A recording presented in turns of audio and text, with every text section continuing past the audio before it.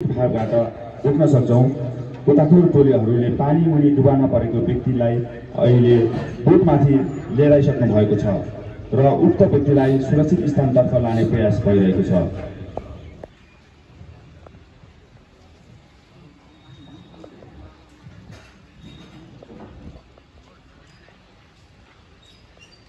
अहिले हामी देख्न सक्छौँ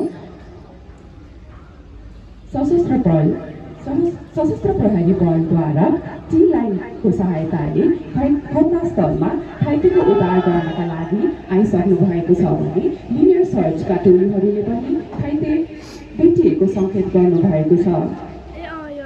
टी लाइन अथवा हाई लाइन रेस्क्यु विधिमा डोरीलाई पोखरीको दुई साइडमा रहेका रुख तथा कुनै आडमा बाँधेर रोपको प्रयोग गरी पोखरीको बिचमा फसेको कुनै व्यक्तिलाई उद्धारको लागि भर्टिकल रूपमा तल छानी डुबेको व्यक्तिलाई भर्टिकल रूपमा नै माथि तानी रोपको सहायताले सुरक्षित स्थानतर्फ उद्धार गर्ने गरिन्छ।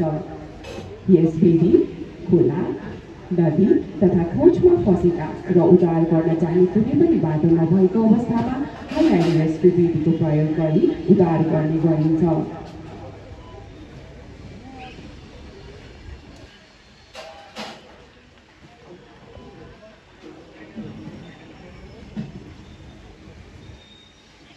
नेपाल जस्तो भौगोलिक बनावट भएको देशमा विभिन्न बाढी पहिरो, डुबान तथा विमान दुर्घटना जस्ता आपतकालीन अवस्थामा फसेका व्यक्तिहरूको उद्धारका लागि यस विधिको प्रयोग भन्ने रहेको जानकारी समेत यहाँहरू समक्ष गराउन चाहन्छु।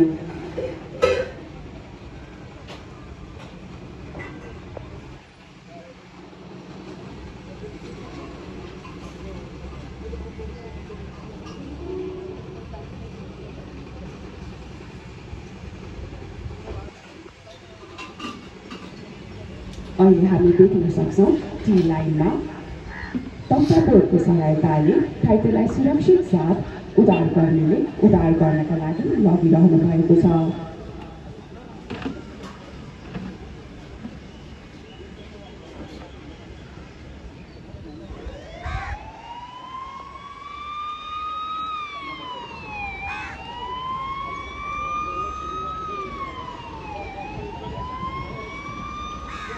डुबानमा परेको व्यक्तिहरूलाई घटनास्थलबाट बाहिर निकाले पश्चात थप उपचारको लागि नजिकै रहेको अस्पतालमा लाने कार्य भइरहेको छ। यस कार्यको लागि अस्पतालबाट एम्बुलेन्स समेत तयारी अवस्थामा रहेको दृश्य हामी मञ्चको दाहिनातर्फ देख्न सक्छौँ। यसै गरी डुबानभित्र परेको व्यक्तिलाई बाहिर निकाले पश्चात हाइल्यान्ड रेस्क्यु विभागबाट सुरक्षित स्थानमा लगिसकिएको जानकारी गराउन चाहन्छु।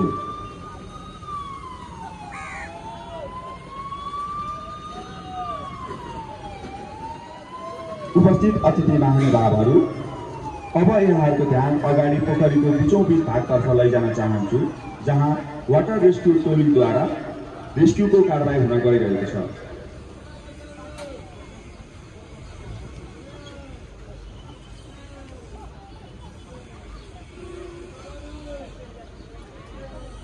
यति बेला घटनामा परि आफू अल्झिरहनु भएको अवस्थामा चिचाइरहनु भएको दृश्य हामी देख्न सक्दछौँ।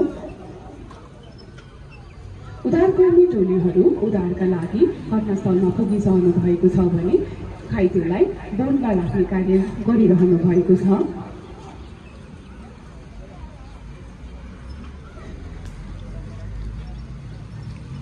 उक्त बिरामीको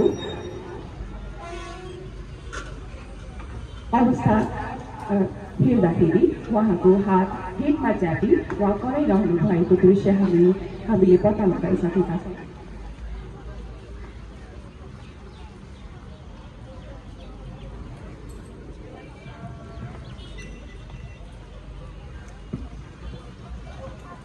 कुनै पनि घटना भएको 1 घण्टालाई गोल्डन आवर भन्ने गरिन्छ।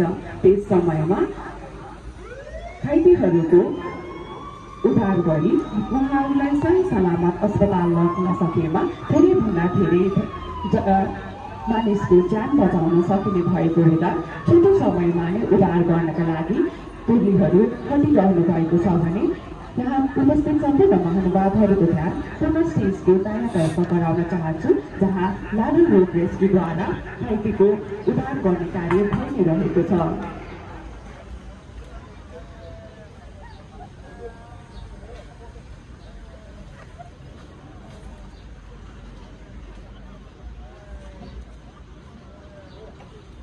यतिखेर उद्धार गरिएका अन्य घाइतेलाई पनि सुरक्षित स्थानमा ल्याउने कार्य भइसकेको छ भने एक्सट्रिकेसन इक्विपमेन्टद्वारा टोलीहरूले घाइतेलाई घटनास्थलमा उद्धार गर्न कठिन भएकाले प्रभावी गेट सहित काटेर सहज स्थानतर्फ ल्याउनु भएको छ।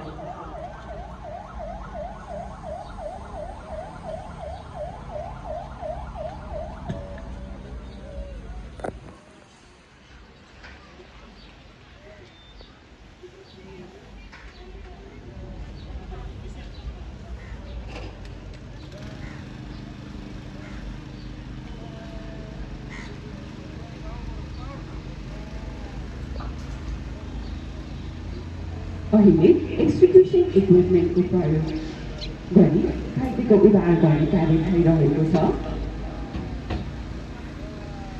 एक्सट्रिक्युसन इक्विपमेन्टको प्रयोग कुनै पनि कोल्याप्स स्ट्रक्चर हेभी कोलिजनमा उठाउने, च्याप्ने, थिच्ने तथा काट्ने हाइड्रोलिक यन्त्र हो।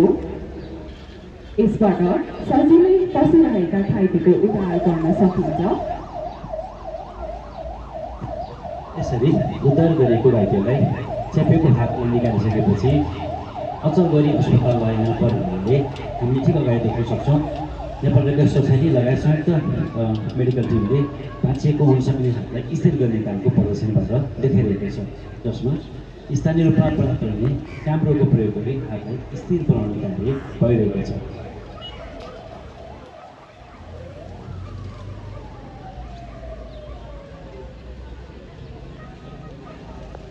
यसरी स्थिर गर्ने कार्य गर्दाखेरि भाँचिएको हुन सक्ने शरीरको अनावश्यक हलचल नहुने र थप क्षति नहुने हुनाले उक्त हातलाई क्यामरोको सहायताले स्थिर बनाउने कार्यको प्रदर्शनी भइरहेको छ।